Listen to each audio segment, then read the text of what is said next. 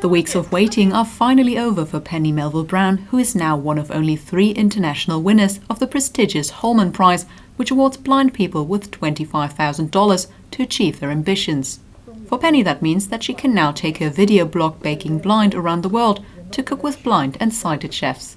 It was a huge relief because I'd been waiting for over a month or more, wondering what was happening. So it was really great to have it to be told. And now, of course, I have to start all the really detailed planning. So that's going to take the next couple of months. I think the big things at the start are going to be just confirming the itinerary, booking all the tickets, getting the inoculations, which won't be fun, and the visas, because it's quite a lot of complex travel in and out of lots of countries.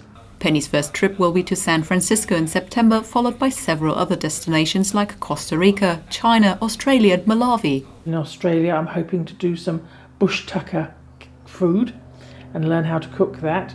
I'm not quite sure whether that's going to be sort of wriggly grubs and things or whether it's going to be living off the land. I'm hoping in China to learn some of their cuisine, so that's going to be really exciting. So it's a whole range of different types of cooking, different ways of cooking, different ingredients. So part of my planning is going to be doing some research into all of that, so I don't arrive thinking we're going to cook one way and they do it completely different, otherwise I won't have a chance of keeping up. So I'm going to run this just like a project, so that I will have a schedule and actions for each day and lists and all those boring things that you do.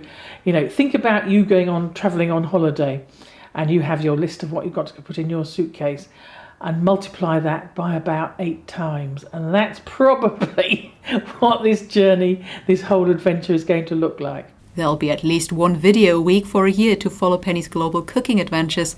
And when she's back in the UK, there are already more projects awaiting her. I'm hoping to do some work in the naval base because it's all in commemoration of James Holman, who was this Navy lieutenant.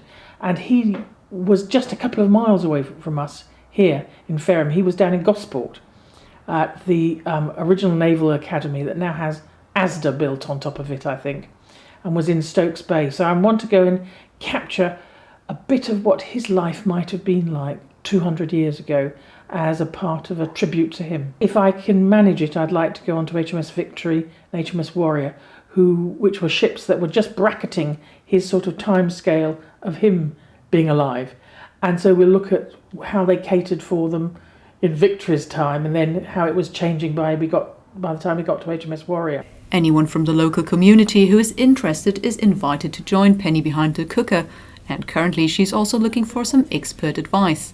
I want to go and work with local people here. So, any of your viewers, anybody who's visually impaired, anybody who's a professional chef, anybody who'd like to come and cook with me, I'd be really thrilled to do that. A great friend of mine is one of the volunteer gardeners in the Porter's Garden, where they have Morello cherry trees. And so she turned up in the midst of all our celebrations with 8 pounds of Morello cherries. And what I would really like, if anybody out there has got an absolutely successful recipe for Morello cherry jam, I'd love to hear from it, because they're quite difficult because they have very little pectin like strawberries to turn into jam. So I'd be really thrilled if anybody could come back to me and tell me how to get it right. Nicole Ris, That's TV.